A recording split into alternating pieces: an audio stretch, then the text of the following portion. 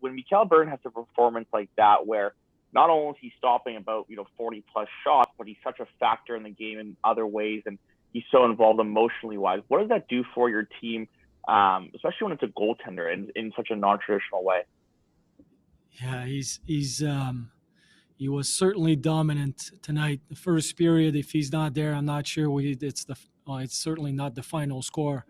He was I thought he was outstanding tonight, but that's kind of the expectations we have for him. We know he's that good, and he can be that good. Not only he's good around the net, but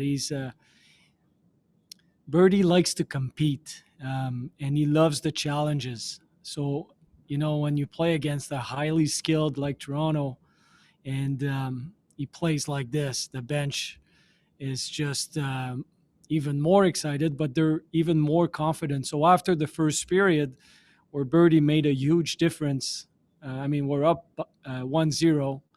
Not sure we deserved it, but we're still up by one because Birdie is playing extremely well. And then the guys can breathe a little bit. They can relax and be a little bit more confident. And then in the second period, we had a much better period. The second and third, we were much better than the first, but it gives you that kind of confidence, and then the team can play a little bit better when they know that guy. And even on the bench, the guys were saying, "Okay, we're good. Just make sure we're good." Birdie has got our back, so it makes a huge difference.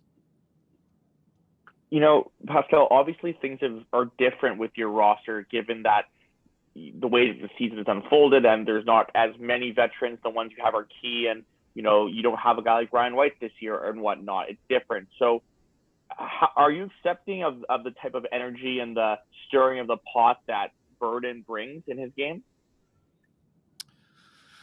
You know what? He's an emotional guy on the ice. He wants to compete, and that's going to happen. I think he's going to learn over time how to manage the energy, but he's so aggressive around the net. The focus, I know.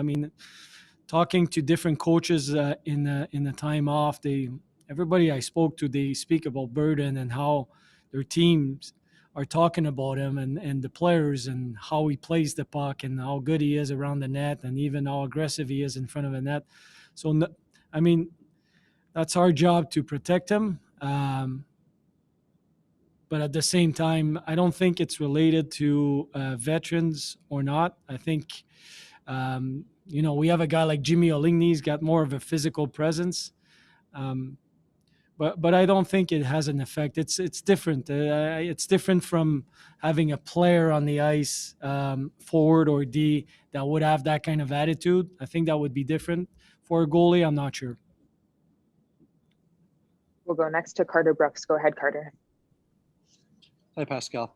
Hi. Sticking with the theme of your goaltender here, having such an active netminder, aggressive per se, does that ever trouble you at all? Do you ever have to pull him aside and say, "Hey, you know what, Mikael, maybe tone it down a bit"?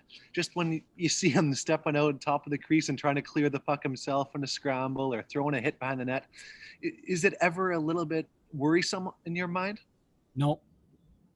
No, and the way I see it is, if you think about an offensive player, I'll never tell him to not be creative with the puck or not to shoot the puck. It's part of his game. I think what he needs to get better at, it's the patience at times in this game and not to go out on every rims. Sometimes it's not the right time. But he's really good at making those plays. He's really good at clearing the puck. He's really good at making the passes. They're hard. They're on the tape. So I don't want to lose that. It's part of it's part of what we do. And once our D group has a better understanding on how he moves, he's going to help us even more breaking the puck out. So I don't want to take that away from him. It's not a concern. It's just he needs to manage it, and that's going to come with time and experience. But I don't want to take that away because it's part of his personality. I don't want to take anything away from what he is and who he is as a player. It may look risky at times, and it will be at times, but for everything that he does, I think it's part of the way he competes and the way he stops the puck. He wants to be a difference maker, and I like that. Appreciate that. And just looking at this game in particular, giving up 45 shots it's nobody's desire coming into a game, but being able to get a win when you're outshot by 25, what do you think does that speak of on behalf of the club's willingness to get out there and battle and go up against the odds, and seemingly in this situation? Yeah. The shot clock is not great. Mainly the first period, and then we came out. But the scoring chances, we have more than they do in the second and the third. So I really liked.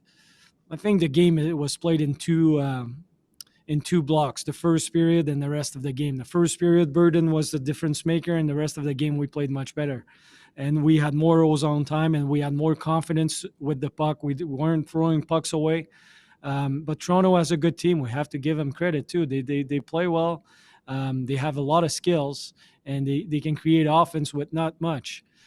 So we defended better in the second and in the third, and we made more plays because of that. We were creating more offense. But the shot clock is not great. But I like the way we bounce back in the second and the third. Thanks, Coach. We'll go next to Patrick Williams. Go ahead, Patrick. Hey, Coach. A player like Tyler Graveck, it's kind of a fresh start in a way for him, and you're new to him as well. How is he integrated into the team, and what is he bringing to this lineup? Well, you never know, right? So you don't. That guy's coming to our team, and he's a veteran in the league. He could be playing in the NHL for Vancouver, but he comes in with a real good attitude. On the bench, he's outstanding. He's talking to the players. He's helping everybody on the bench. And his performance tonight was extremely good. He's making plays. He's skating. He's defending. We play him on the PK. I think he's enjoying his time. You would have to ask him. But I think he looks like a guy that's having fun playing hockey right now. And we enjoy that. Then we told him, if you're going to be with us, we're going to treat you like a moose. And that's what we do. And I think he's enjoying his time so far, and he's having great success. Really happy to see that for him because he seems like a real good guy. We'll finish it off with Jacob Stoller. Go ahead, Jake. Pascal, what have you seen from Declan Chisholm 3 games into his pro career? A big improvement from what I've seen in the past. His training camp was really good. His work ethic was always been good, but this year he was spending more time at working on his skills at defending. We know he can skate the puck. We know he can make plays. We know he's got an offensive mind, but a big improvement is in his defensive game, and he'll need that to play in the NHL as a defenseman. As a defenseman, you'll have to defend well, and he's been working really hard at it. So, I mean, the improvement that I've seen from his junior years to this year has been really good, and he works at it.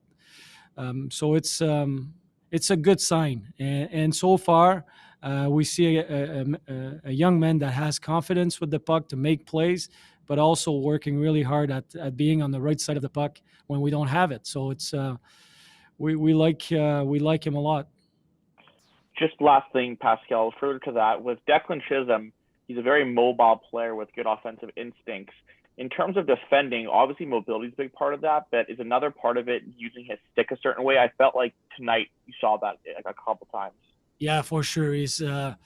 He's quite agile on the ice, and he can use that to his advantage at defending. And it's a matter of time because he's not a small man, but he's going to get stronger with time, and over the years, he's going to be able to not having to use his mobility to win battles. But right now, he can use that to his advantage at closing the gap. In his case, and players like him, if they gap up in the neutral zone, if they do a good job with their one-on-ones and their gaps in the neutral zone, most of the time they're able to kill a play in the neutral zone or forcing a dump in.